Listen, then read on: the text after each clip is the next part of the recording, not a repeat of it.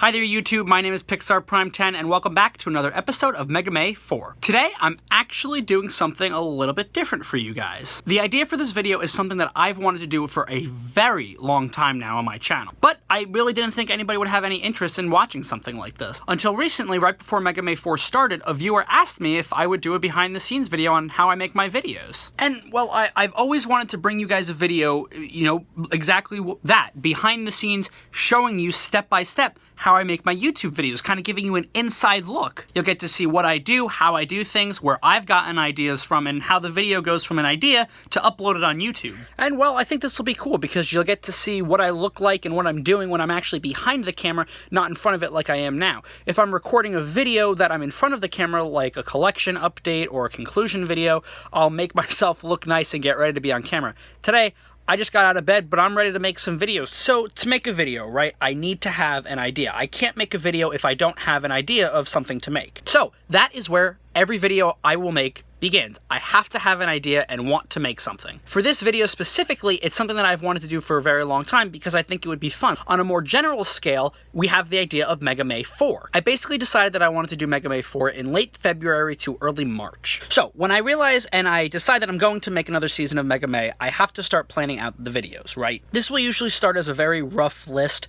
on a piece of paper or in a notebook, figuring out what I want to do, writing down all of the things that I have to review, all of the ideas that I have for videos, and then figuring out what is going to be made into Mega May videos. Once I have all of that planned and written down, and I know when everything is going to come out, the only thing left to do is start making the videos. There's a lot more that goes into it than just starting to make the videos. Like I'll do some promotional work and get some, images ready and stuff like that, and start contacting people who I need help with for Mega May. That's all, another world in of itself. So basically, let's just skip forward, right? We've decided all of the episodes of Mega May, we've figured out when they're all going to come out, and now it's time to start filming. At the time of recording this video, I've recorded a good handful of the episodes that you've already seen in Mega May. But now it's time to start recording the review for the Mega Man 11 Mega Man vs. Dr. Wily statue. If you're watching this right now, that video has already been uploaded for Mega May, and you're going to be watching this after the fact. I decided this would be a really good video for you guys to watch me go step by step and see how I make my videos. So it's a new day. I decided that I'm going to record a video today, so I have to get everything ready, right? Well, for those of you that don't know, I record my videos in my basement. If you've seen my basement tour, you've gotten a whole view of my basement and everything in it, and this is where I record my videos. And this is it. This is where the magic happens. If it's not already up, I have to set up my whiteboard and get, the item ready on it so that I can, have a good background and review the figure, and then it's just a matter of getting the camera set up. But yeah, another fun fact about how I record my videos is I actually lay down on the ground when I record them. A lot of people will sit at a desk in a chair, and their stuff will be on a desk, and that's where they'll manipulate it. I really like to be comfortable when I record my reviews. This is how I started, so this is how I still do it. It really just works for me to lay down and have the item in front of me and review it that way. Usually I'll lay on a pillow, have a pillow under my chest, and it'll just be a really fun time. Alright, so now I've got everything set up. The camera is on, my lights are on, the item is in front of the camera on the whiteboard, and there's a lot of preparation work that goes into making sure I can hit record and start going. I've made sure the item is in focus, I've made sure the lighting on the camera is properly exposed and white balanced, and even if it's not perfect, that's stuff we're going to touch up later in editing, but now we're ready to go. And this is what I see when I make my videos. I'm actually more so right here looking over the camera, and when I record, I look at the viewfinder because it's very important that I know what you guys are seeing. So, everything is set up, I'm ready to go, and this is what the toy actually sees when I make my videos, the camera and me behind it. And this is my setup for 90% of the videos you will see on my channel. I have made a lot of videos sitting behind a camera. I'm gonna put you guys off to the side here, and you can see what I look like and what I do when I record my videos. So like I said, I'm comfortable, I'm ready to record. The camera is all set up. It actually went to sleep, so I'm gonna turn it back on. The item is there. I'm gonna do one last check to make sure it's in focus, and here I go. Hey there YouTube, Gotta restart. Hey there YouTube, my name is Pixarprime10 and welcome back to another episode of Mega May 4. So when you watch my videos, it is kind of just a straight shot of me talking and not a lot of pauses. Well, in actuality, that is not how I film my videos. I got this tip from Optibotimus when he made a similar video like this, and it is something that has helped me so much in making my videos. When I used to record my videos, I used to just talk and talk and talk, and it ended up in me rambling and saying and a lot of the time, and it did not make for very good videos. If you go back and watch some of my older videos prior to like 2016, scene, I say and a lot in my sentences. Now, if I just take pauses and think about what I want to say, a lot of those ums and uhs are taken out of there, and I can cut out the pauses later while I'm editing. Right now, when you see me record this review, you're going to see me stop a lot to think about what I want to say next, and it doesn't sound very natural because it's not what you guys are used to seeing in the videos. And if you heard, I messed up on my intro, and I will go back and say things as many times as possible until it sounds right, until it sounds how I want it to sound. So I didn't like the way it sounded the first time, so we're going to do it one more time. Hey there, YouTube. My name is Pixarprime10, and welcome back to another episode of Mega Man 4. Today you and I are going to be looking at the Mega Man 11 Mega Man vs. Dr. Wily action diorama. Even if my hands aren't on screen, I use them a lot to talk because it helps me get, some of that characterization out of my voice. When planning out the videos for Mega Man 4, I decided I needed something big and really cool to be the centerpiece of the season. So a lot of what's going to come next is just me talking. It's stuff that you heard in the review, it's stuff that you're going to hear in the review if you haven't watched it yet. So what do you say we skip forward a little bit to the point where this thing is out of the box? All right, so a little bit of movie magic later. I've gotten the item out of the box. There it is, ready to be reviewed. It is in focus, looking really good on the viewfinder, and we're ready to talk about the toy. A big problem that I have when recording videos, that is a big issue that I've yet to overcome, is I speak very, very fast, and it makes it difficult not only to speak because I talk so fast and try and get words out so quickly that I end up tripping over my words a lot, and it causes me to have to go back and restart. And also when I'm editing, which you'll see later, it's very hard to cut my words because I morph them together a lot, and I speak so fast that it's all one giant word, and it's really hard to cut. So when I record, I have to remember to slow down so that not only is it easier to edit later, but so that you guys can understand what I'm saying. All right, here we have the figure out of its box, and as beautiful as its box was, I'm glad it's gone because it took up a lot of room and it was really difficult to have in front of me. I didn't like the way that sounded.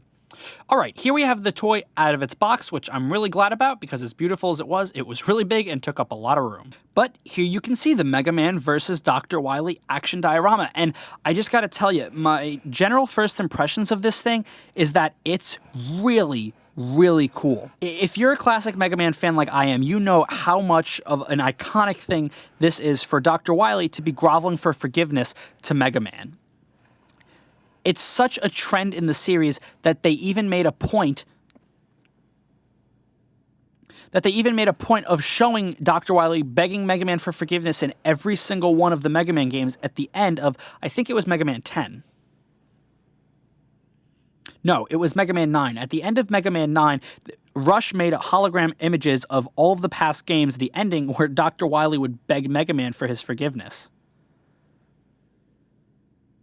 Because, well, Dr. Wily's evil, he does an evil plan, Mega Man defeats him. So when I record videos, it kind of goes in steps when I'm actually physically recording the videos.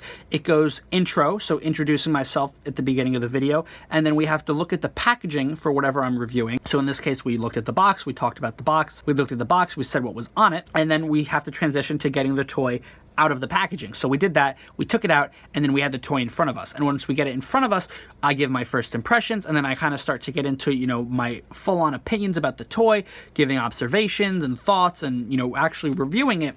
And then we'll move on to concluding and wrapping up the video. Because there's not much that you can do with this statue, there's not much else I can say. So, I want to thank you guys. So I'd like to thank you guys very much for watching. The outro usually takes me a pretty long time. I used to get very caught up when I used to say subscribe and comment and follow and, like my Facebook. That used to get me tongue-tied. But now that I have an end card, I don't have to say all those things because it's in the end card. I don't have to say subscribe. I don't have to say follow me on Twitter because you'll see it at the end of the video. So now all I have to do is say thanks for watching and I'll see you next time. But I really do still get caught up sometimes. But because it is a statue and there's not much you can do with... I already said that part. So I would like to thank you guys very much for watching. And I'll see you guys on the next episode. See? Nice and simple. All right, so I'm nearly done recording the video, but before we actually stop recording and go to edit, there is actually one more thing I have to do with the camera. Obviously, all YouTube videos need a thumbnail, so I make my thumbnails with an image that I get from the video, but I never actually take an image right from the video unless I forget to take a thumbnail image. So usually all I'll do for a thumbnail is just set up the toy in a good-looking way. I usually frame it on the right of the screen so that all of the text can go on the left side for the thumbnail, and then all I do is hit record, make sure it's nicely in focus, and then I count to 3. 1, 2, 3. And then I'll take a screenshot of that, and that will become the thumbnail for the video. The reason I don't actually take a picture of it and I take a screenshot of a video is because that way the dimensions are already correct. You can see that when I record the videos, it isn't, you know, how you might think it is. And even though my face isn't actually on camera, I very much emote and change my face to what I'm saying, because it helps me sound better when I'm speaking. If my face is just like this and I don't let it emote, it doesn't sound as good as it usually does when I move my face and talk like this and use my hands. But yeah, with that, I've recorded the entire video. Obviously, you guys didn't see the whole thing because I didn't record the whole thing, because you'd basically just be watching the review twice. But once I finish, I have the footage and I'm ready to start editing. Okay, so once I'm done filming and all of the footage is ready and I've recorded everything that I need, the next step is getting the footage into the editing program so I can start editing. So here we are on the main screen of my editing program. I use Final Cut Pro 10. And as you can see here over in my clips list, I already have all of the footage that we recorded imported and ready to go. So when I edit, I like to edit in sequential order, meaning I like to edit what's going to be at the beginning of the video and then go through to the end of the video. I don't like to do things out of order because that's just how my brain works. So obviously the first thing that you guys would see in a video of mine is the intro, and obviously in the timeline down here we have nothing, so we need to get an intro in there. And through the magic of editing, here we have the Mega May 4 intro ready to go in this timeline. So after the main Mega May 4 intro, there's always a secondary intro that is specific to whatever I'm reviewing or doing in the video. But at the current time of recording this part of the editing process, I do not have it. And that is usually what happens. But aside from the intro, the next thing that would happen is the footage of me talking about whatever I'm reviewing. So as you can see here, we have all of the clips that we're going to need up here, and they are in order. So what I'll do is I'll take one and we'll bring it down here into the timeline. And well, basically I'll put each clip in order one by one. So after we put a clip into the timeline, there's a few things that we have to do. But the most important part of what I do in my editing process is getting rid of dead space. If you look at this clip down here, you can see right down here, we have audio meters, and that shows the level of the audio in the clip for when I'm talking. If it's really low, like you can see right here, it means there's nothing going on right there. But if it's really high right here, it means I'm probably talking. So you can see that if I click here and hit play during the dead space. Hey there, YouTube, Pixar. Gotta restart. Hey there, YouTube. So that makes it really easy for me in my editing process to be able to say, all I need to do is take this clip and trim it down to right there. And then when we start it, hey there, YouTube, my name is Pixarprime. Now I know that this clip is only going to have the really important stuff in it. So on top of that, there's a few other things that I will do to these clips. At the current moment, I'm not exactly happy with how this footage looks. It looks fine. So what I actually do after I get rid of all the pauses in a clip is I will actually color correct the clip. And that basically means we are going to make the clip going from looking like this to looking like this. It's not that much of a drastic difference, but as you can see, it's not as bright. The shadows are a little bit more defined, so it's easier to see things on this box here, and the colors are a little bit more saturated, so it's not as white looking as it was before. So just to show you one more time, we went from looking like this to looking like this, and that's just a lot more appealing for you guys to look at. So just to give you guys a better general idea of what I mean by cutting out these pauses and these spaces, obviously you saw what I was doing when I was recording. I would stop, and those gaps obviously can't stay in the video because there would be a lot of nothing happening. So I'm just going to play for you this little section right here during the review, and you can see what I'm cutting out and how I cut out what I need to. An iconic thing this is for Dr. Wily to be groveling for forgiveness to Mega Man. So there's an empty space right here, so we're going to cut that right there and then drag it so that the empty space goes away, so it's now seamless. It's such a trend in the series that they even made a point. I think I restart that here. Yeah, so I'm going to replace this section of dialogue right here with this section because I repeat myself. In the series so we're going to get rid of this and drag it on over there. In the series that they even made a point of showing Dr. Wily begging Mega Man for forgiveness in every single one of the Mega Man games at the end of, I think it was Mega Man 10. And we'll get rid of this. And that's why it's really easy to get rid of these pauses, because I can literally see where I take the pauses, where there's gaps in the audio down here. So now I'm basically going to go through every clip that we recorded and go through the entire video and cut out all of the ums, the ahs, and the gaps where I'm not talking, as well as sections where I kind of just keep rambling and decide that the dialogue is not important to the video, and I'll cut that stuff out as well, and I'll meet you guys back up when we're done with that. Every clip that we recorded cut out all of the pauses, all of the ums and ahs, and everything is one nice, seamless timeline of just pure video. So before I can export, there's a few things that I have to do. As you can see right here, these things right here are transitions. So all that does is it makes the video, instead of just cutting, doesn't do much.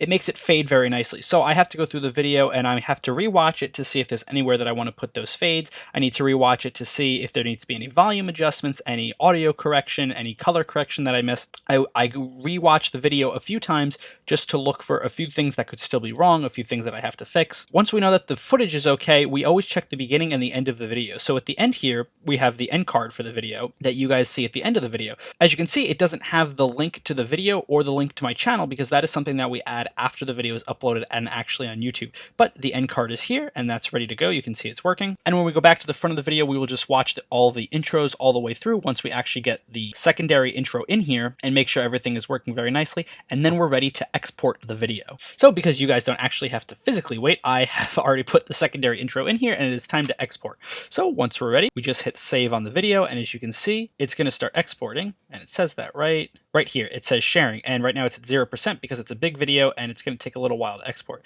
So because that takes a while, there is some stuff that we do while the video is exporting to make use of our time. So one of the things that we can do while the video is exporting is we can make the thumbnail for the video. When I upload the video, I have to have a thumbnail ready. So if you guys remember correctly, this is the clip that I recorded for the thumbnail. So what I'll do is I'll just scroll to a part where it looks like I had the camera steady and that it was in focus. And then all we have to do is take a screenshot.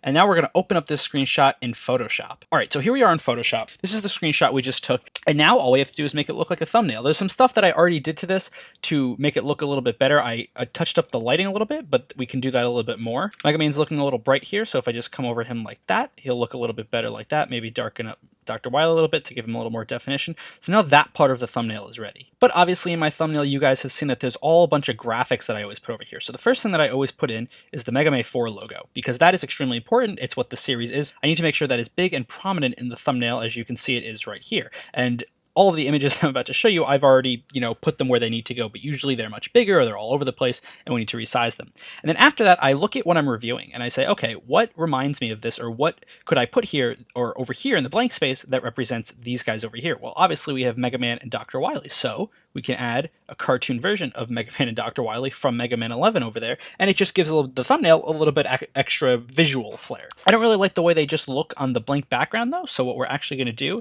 is add some shadows to them, and that just adds a little bit more depth to it. Finally, the last thing that I will add to all of my thumbnails is my logo. I will put my logo down, and usually in the bottom right corner, if it looks like it can fit there. Sometimes I have to move it around, just because, it's my video, and I'm proud of it, so I want to make sure that when people see the thumbnail, they know who made the video. But yeah, now the thumbnail is done, so we're going to save it as an actual picture, and I reckon that the video is probably done exporting, so now it's time to upload it to YouTube. A lot of you guys have probably uploaded videos on YouTube, so you're probably pretty clear on how this part goes, but all I need to do is click upload, and then I'm going to locate where the video is. I actually have everything organized on my hard drive here, so we're going to go into Mega Man 4, finished videos, and we're going to hit diorama, and we're going to hit open, and I know it's the right video because I label it as diorama. And the first thing I do as soon as something starts uploading is I change it from public to either unlisted, private, or scheduled so that it doesn't pop up on my channel before I want it to.